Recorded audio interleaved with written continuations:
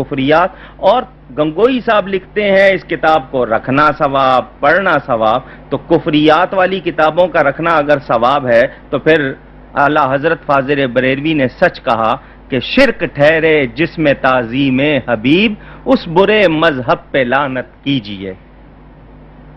عبارت نمبر 20، جس کا نام محمد یا علی ہے صلی اللہ علیہ وآلہ وسلم، وہ کسی چیز کا مختار نہیں، نبی اور ولی کچھ نہیں کر سکتے. کتاب تقویۃ الایمان صفحہ 41. ابھی اس کا ایک حوالہ اور باقی ہے، یہ بھی ملاحظہ کر لیجئے. یہ وہی کتاب تقویۃ الایمان، اس کا صفحہ 41 صاف طور پہ لکھا ہے جس کا نام محمد یا علی ہے وہ کسی چیز کا مختار نہیں.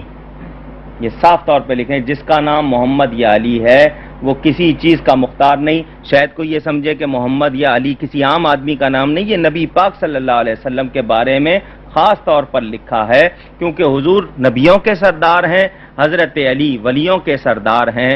لوگ یا رسول اللہ کا نعرہ بھی لگاتے ہیں، یا علی کا نعرہ بھی لگاتے ہیں، تو اس نے صاف طور پر واضح کر کے یہ لکھا ہے کہ جس کا نام محمد یا علی ہے وہ کسی چیز کا مختار نہیں، یعنی نبیوں ولیوں کے اختیار کو سراسر جھٹلایا. اور اس کے علاوہ جگہ جگہ اس نے اس کتاب میں حضور صلی اللہ علیہ وسلم، انبیاء، اولیاء، شہداء، ائمہ کے بارے میں نہایت گندی زبان استعمال کی ہے، جس میں سے کچھ پیش کی گئی ہے. یہ جو حوالہ بھی اصل کتاب میں موجود ہے جو دکھا دیا گیا. اگلا حوالہ عبارت نمبر 21، حضور اکرم صلی اللہ علیہ وآلہ وسلم بے حواس ہو گئے معاذ اللہ.